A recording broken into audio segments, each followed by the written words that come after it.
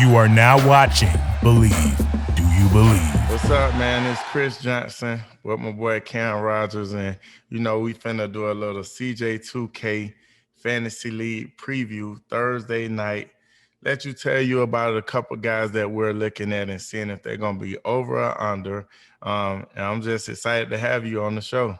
What's up, CJ? I'll tell you what, you won me a lot of games back in the day, and now you're winning the people out there a lot of fantasy games. Right. Yeah, you know how it is.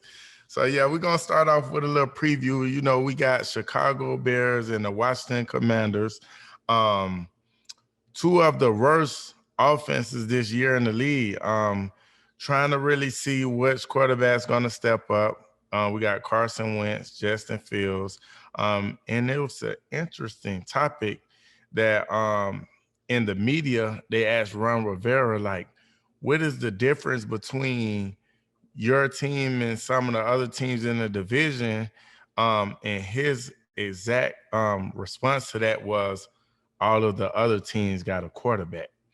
So that's tough coming from your head coach. So it's like, got a game coming up Thursday.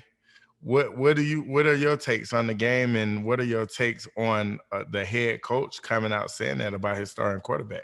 Well, if you feel like taking a nap, I would watch this game because it's going to be tough to stay awake for 3 hours, CJ, to be frank with you. And yeah, it's not exactly going to be a lighted up the scoreboard type of matchup, but if you really zone in on these matchups with the wide receivers and the defenses, you could find some value. I think this could be an interesting play to actually use Washington's defense.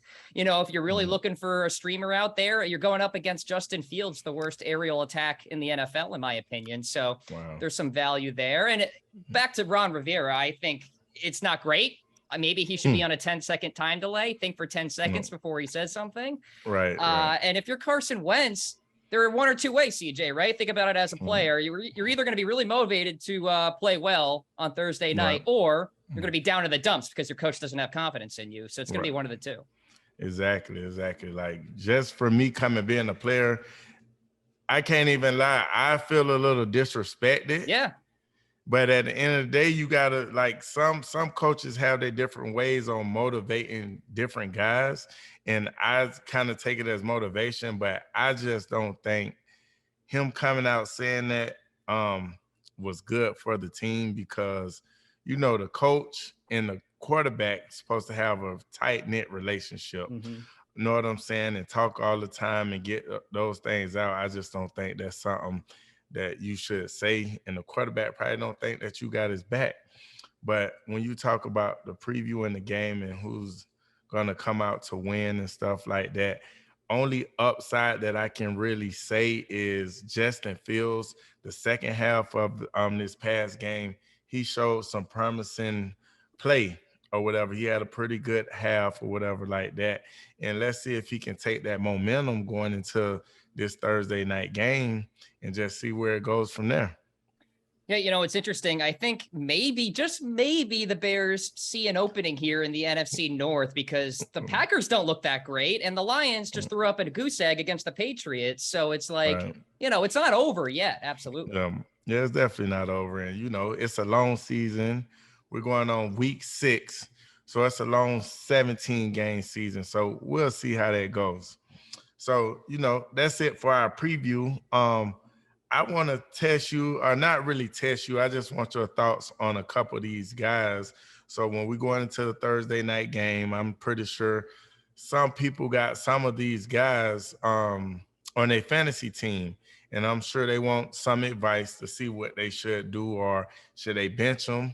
Should they start them? So we're going to do a few over-unders, or you even can say, if you think that the number that they're slated to get, if you think they're right on point, you can say right on point. So you got 3 options or whatever. So we're going to start off with the quarterback we were just talking about, Carson Wentz. Carson Wentz, he's been averaging 18.6 fantasy points a game, and he's slated for 16.1 points this Thursday. What do you think about that? Over, under, or right on point? I think he's a little down in the dumps thanks to Ron Rivera's statement. I'm going under, CJ. And look, it's not necessarily about Carson. It's about what I think Washington's game plan is going to be in this matchup.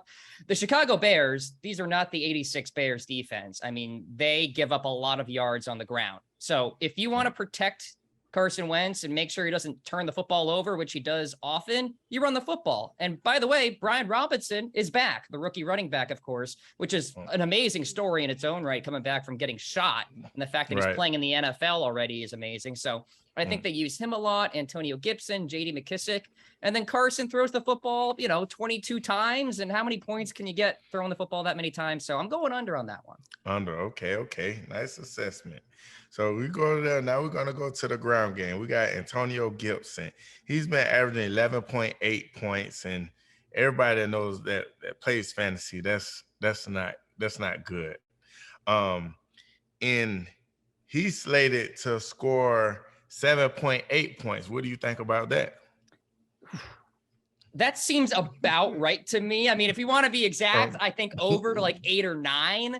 But I think this could be the Brian Robinson coming out party where he gets the load of the carries, maybe 15, 16, 17 carries, something along those lines. And that suppresses the upside, in my opinion, for Antonio Gibson. I think JD McKissick could probably outpoint Antonio Gibson just because JD McKissick can get those receptions out of the backfield. So if you're talking PPR, so I think slightly over, but I wouldn't start Antonio Gibson unless you really had to.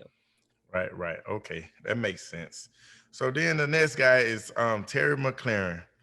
He's been averaging 11.6 points, and they got him slated for 12.1 this Thursday night. I'm going to go under. I think this is going to be an ugly matchup, something along the lines of 13-10, a baseball score. Like, I just don't think it's going to be ripe for the wide receivers in this game to really get a lot of points. And Terry McLaurin, an elite talent, we know how good he is at wide receiver. He just hasn't gotten a lot of opportunities. In fact, Curtis Samuel is sort of outshining him this year on that offensive side. So I'm going to go under for Terry this week. Under. Okay. Now let's switch to the other side. The Windy City, Chi-Town. They got Justin Fields. He's been averaging 10.8 points, and they have him slated for 12.4. I will say over only slightly. I don't think he's worth a start this week. If you have Justin Fields, you're obviously not going to play him. And if you have him, it's likely in a dynasty league. I think he gets something along 14 points, something along those lines, because he can run with his legs. So that does provide you with some upside there. So maybe a little bit over. Right. Okay. Then we go to David Montgomery. They have him slated for 16 points. He's only been averaging 8.5. So it's kind of a high. That's high right now. So what do you think about that? I think he has a decent game. I think he gets like 14 points, though, because I do think he's a little limited in pass catching ability. And just the way in which I see this game going, I think it's going to be what you would call a short game because of the running throughout. Right. So I don't know how many opportunities David Montgomery is going to have. Now, it's great to see that he's back. He'll probably get the load of the shares out of the backfield, but I'll go like 14 points under. 14 points. Okay, under. And our next guy is Darnell Mooney, and he's been averaging 5.4 points. They got him slated for 8.2. I know they saying he's averaging more targets than anybody else on the team, and I think they're gonna start going to him more. And what do you think about that? The measly 8.2 points. Yeah, I got to go over just to respect my guy, Darnell Mooney. I mean, there was a lot of promise for this guy going into the season. I mean, the amount of targets that he was getting last year, you thought maybe that would sort of lead to a lot more fantasy production this year. Unfortunately, the entire Chicago offense is just non-existent right now. Even still, I think he gets a hefty amount of targets, hefty amount of yards to go over that number, maybe a touchdown in this one. So I go over. Okay, over. Nice. So before we get done with the whole Thursday night, what is your prediction on the score, and who do you think will win? Washington's going to win this game. I think they are actually 1-point underdogs on the road. I think Washington gets it done. Final score 23-20. So more points than what I talked about earlier. But yeah, I think the Commanders get this one done here. I just can't trust the Bears right now, man. I can't. Right. Okay, nice. And I'm going to go with Washington. I think Washington is going to pull it out. And I say it's going to be a 17-10 game. Yeah. Yep. Brian Robinson season. Yeah. Let's go. Let's go, Robinson. Let's go. And that's it for your Thursday night preview and your fantasy points over and under. All right, man. You ready to get into some starts and sits here? Let's do it. The nitty and gritty of the Sunday here in week 6. Let's start with quarterbacks. So the quarterback position has been a little bit bizarre this year just because it's very top heavy. Like all the elite guys are playing well, but like there's not a lot of depth right now unless you're Geno Smith coming out of nowhere. Nobody saw that coming in terms of his fantasy performance. But who do you recommend starting at the quarterback position here this week? Starting. I would say I will go with Lamar Jackson. My guy. Continue to start him. He's been having a great year. Putting up fantasy points. You know, he's been betting on himself or whatever, and he's showing you that he need to be paid. He's been putting out the numbers, and the reason why I love to start him because he don't help you just in the passing game. He also runs the ball a whole lot as well. So it's a no-brainer. Well, you see my Ravens helmet up there. Right, that's my guy, Lamar Jackson. He is betting on himself, man. Joe Flacco did it in 2012. What'd he do? Win a Super Bowl, and then he cashed out. Lamar could do the same thing, right? Definitely can do the same thing. All right, who are you sitting at quarterback this week? I'm not gonna lie. I'm gonna go to a guy that we was talking. I think I'm gonna sit Justin Fields. It just haven't been looking all good for him this season. It definitely haven't been looking all good. In their offense, I kind of think they're in a rebuilding stage right now, and they got a lot of work to do. So I say we'll bench him for this week. Okay. My start, Geno Smith. I think you play him against the Cardinals here this week. If you're desperate for a quarterback, you don't have one of the elite guys, Patrick Mahomes, Josh Allen, you play Geno Smith. The guy's cooking. Right. Leading the NFL in completion percentage. It's amazing. Yeah, he's definitely cooking right now. He's cooking. And then my sit, Aaron Rodgers. I can't do it anymore. I mean, you're probably impatient at this point if you have Aaron on your team. I mean, he has nobody to throw to right now. Right, right. I feel you on that. It's tough right now. The receivers been dropping the balls, so we're going to see if they can get it together over there. But right now in fantasy, you're right. You have to sit A-Rod. I can't believe that I'm saying this right now. I know, seriously. And if the corpse of Randall Cobb is your leading receiver, there's probably a problem because he's up there in age. Like he should not be your number one guy. So we'll see what happens going forward there. Let's talk your position, man. Running backs, which is always hard in fantasy these days. I mean, long gone are the days of you and MJD and Ray Rice who would just get the bulk of everything, right? It's really hard now to really decide who to play. Who are you looking at this week? This week, I would say we're going to start Austin Ekeler. And the reason I say that, a lot of people, they look at it like, okay, he's only had 200-yard rushing games in the last 2 years, but he helps you in all aspects of the game. He never comes off the field. Third down, he's your third down back. They dump it to him out of the backfield. So he's going to help you with rushing yards. He's going to help you with receiving yards and catches in your PPR league, and he scores touchdowns. He's not a guy, even though he's not the biggest guy, he's not a guy when they get down in the red zone, the goal line, that they take him out of the game. He stays in the game, so he's getting you receptions, he's getting you receiving yards, he's getting you rushing yards, and he also is getting you touchdowns. So you can't lose with that. And I think last week, I got him on my team. I think he scored, was it 38 or 35 points? A lot of points. So he's a must start week in and week out.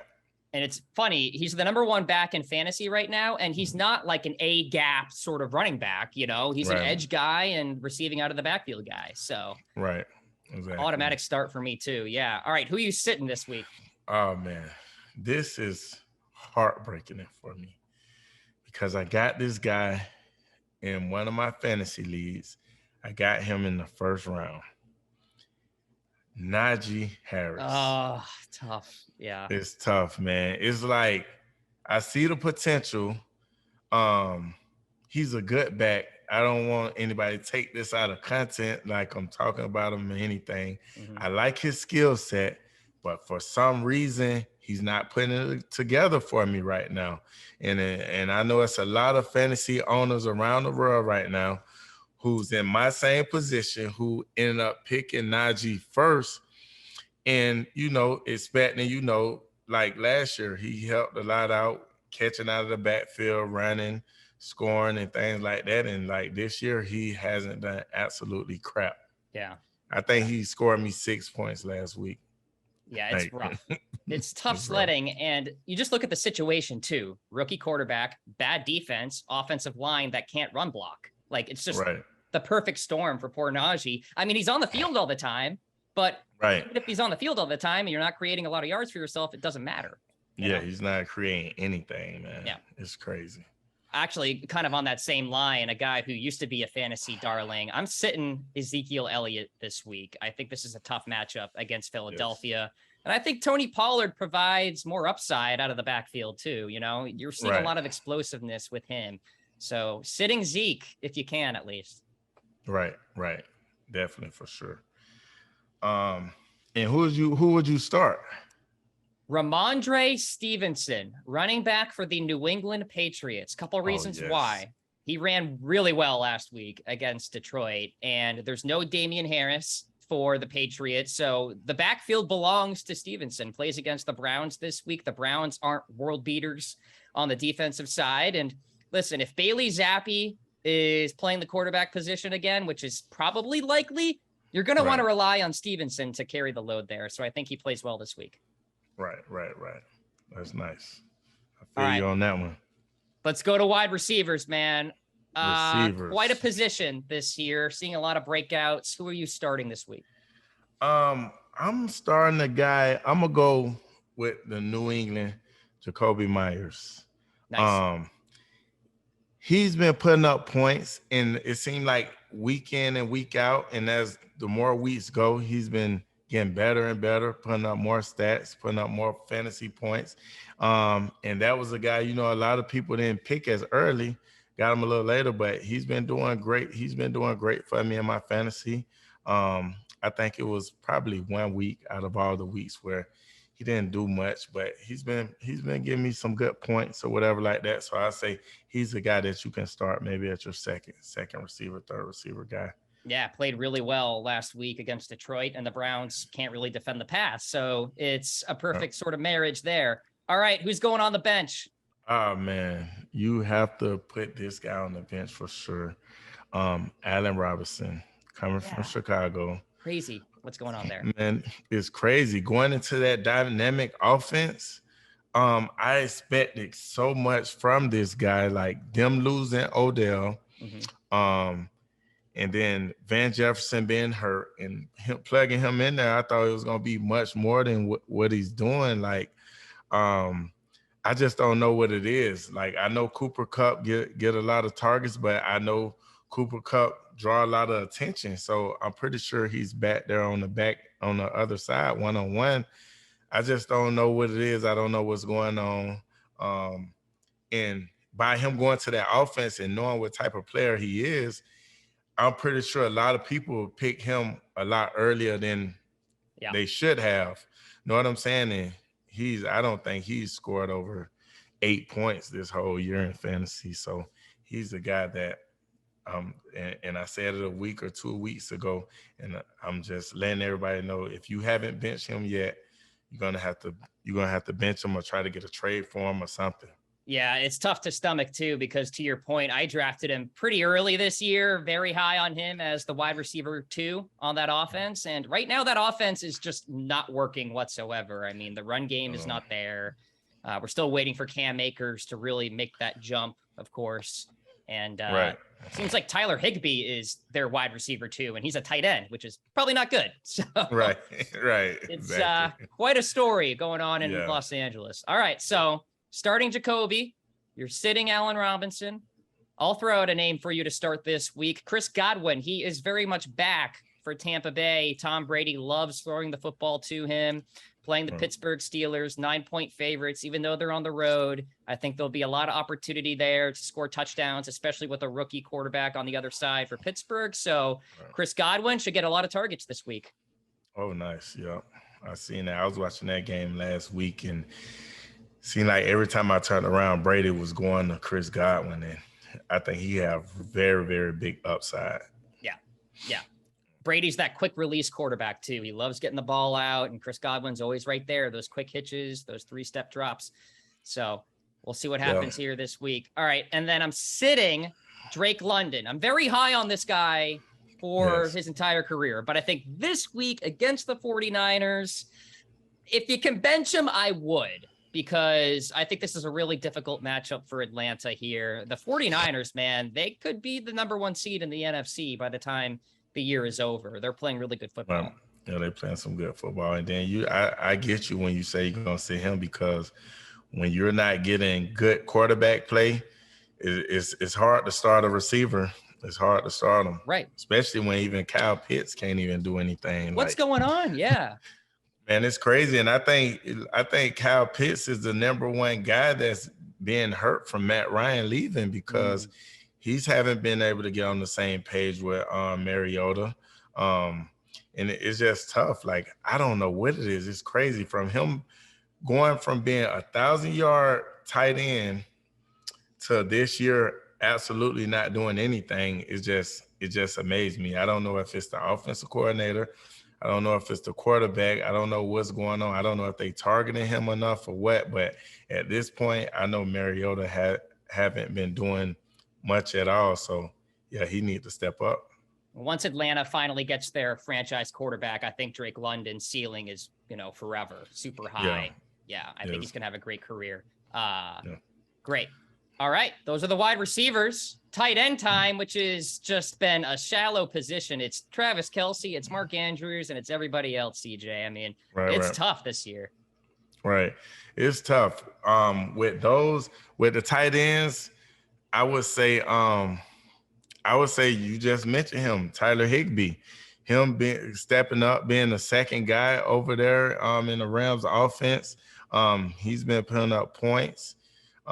He's actually been doing better than some guys that was ranked ahead of him. Yeah. Kyle Pitts.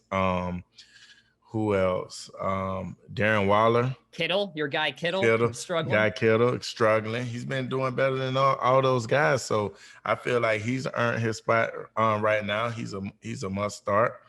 When I go with Sidham, has no choice but to go around the same guys we talking about. Like, when you talk about Kittle, like, I don't think you can bitch Kittle just because you never know what type of game he's gonna give you. He's such a high guy.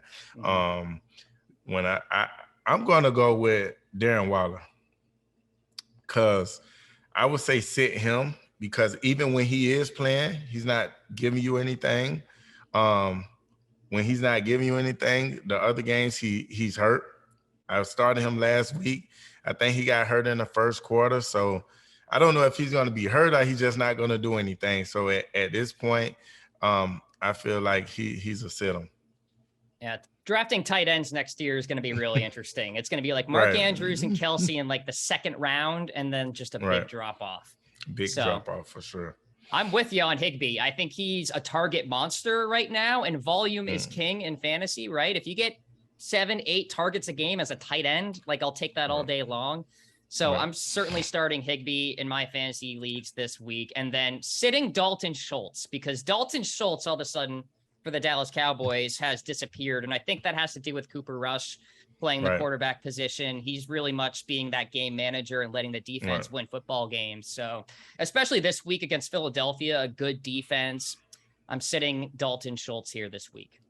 Yeah, I agree with that. I thought he was going to have a little bit more upside, but I guess when Dak got hurt first week, offense changed, and, it's just different. Absolutely. And I think Dak should be back next week for week 7. We'll see.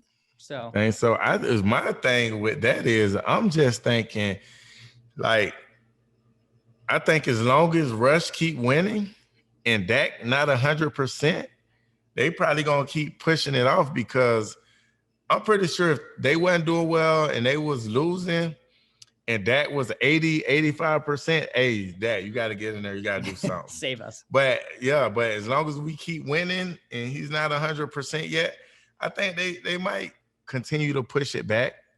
We'll see how it goes, though. We know he's the franchise quarterback, so we'll see how it goes. Well, Jerry Jones did allude to a quarterback controversy potentially if Cooper Rush continues to win football games. But the reality is when Dak is 100%, he's going to be the quarterback, obviously. Yeah. But yeah, it's an interesting point that you bring up. So big game, Sunday Night Football. Yeah, for sure. All right. Any opinions on defenses or kickers this week? The kickers don't really matter, but it don't really matter. What messed me up, I lost one of my fantasy leagues by 4 points, right?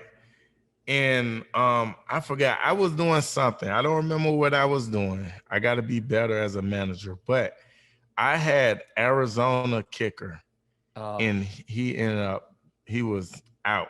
And I didn't hear anything all before the game. And I thought he was going to be playing.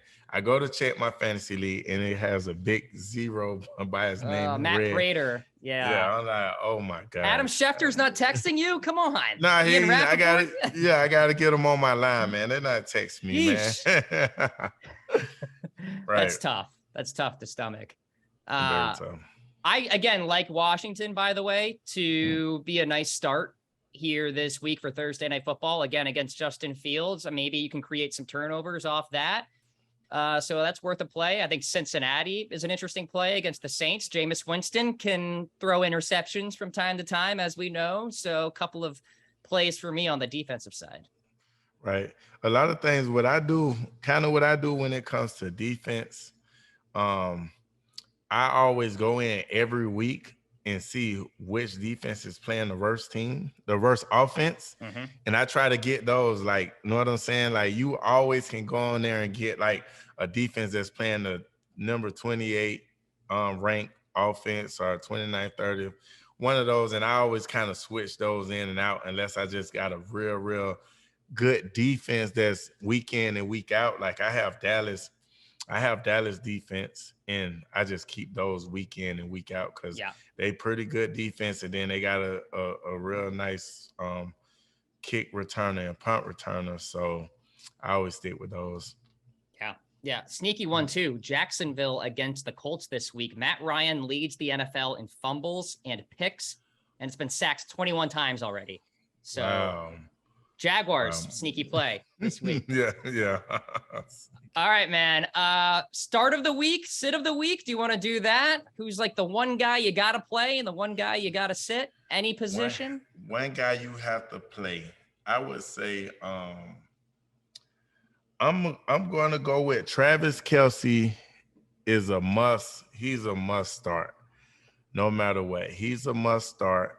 And a sit 'em, I'm trying to think. Who is a sit 'em? That's a tough one. I'm trying to think. Who is a sit 'em? Oh, yes. Easy. It's not a tough one. I say Cam Akers. Yeah. You got to sit Cam Akers like that. Like, I don't know who's worse, Cam Akers or Allen Robinson. I don't know who's worse out of those two. They're on the same team. I don't know what's going on over there with the offense, Sean McVay and all those, with those two guys. Like, I don't know. Coming into this year, I thought Cam Akers, it was going to be his job, getting all the touches, all the carries, everything, because how he finished up last year, I just knew for sure it was going to be his. Yeah. And this year, I never seen anything like it. I don't know if he's on Sean McVay's bad side. I don't know what he did. Like, I don't know. It's just crazy. So I would say Cam Akers is a must sit, and Travis Kelce is a must start. A lot of points in that Bills-Chiefs game this Sunday. That's not a hot take at all. So, Yeah, Kelce is going to get his for sure. All right, start of the week. Marquise Hollywood Brown for the Arizona Cardinals, getting a ton of targets at wide receiver. And eventually DeAndre Hopkins is going to come back, but I think you ride this train here with Brown until Hopkins comes back. So I think he's a great play against Seattle, which is certainly not the Legion of Boom of 2013. That is for sure. Right. It's not a good secondary. And then sit of the week, we talked about him, poor Najee Harris. I mean, just the situation is bad, man. Going up against the Bucs, bad offensive line, rookie quarterback, 9-point underdogs at home. I think you got to bench him, and that kills me because I was really high on him going into the year. Right. Very, very high on Najee, man. And it is, I don't know what's going on. I don't know if it's, it's a lot of things you can point at. You can say offensive line. You can say the quarterback play. Like, I don't know who thought that Mitch Trubisky was going to come in and be the savior. And he's not going to stretch the field. We know that. So it's who thought on God's green earth that like he was going to come in and be your savior, like for the Pittsburgh Steelers? Like he didn't do anything when he was in Chicago. Like, I don't know, man. It's crazy. It's so easy to stack the box when Mitch Trubisky is the quarterback, right? I mean, it's just, it's cover zero all day. So all day. Yeah. All right, CJ, there you go. Our fantasy breakdown, man. It's been fun. It's been fun, man. Thank you. We got to do this again. Yeah, absolutely.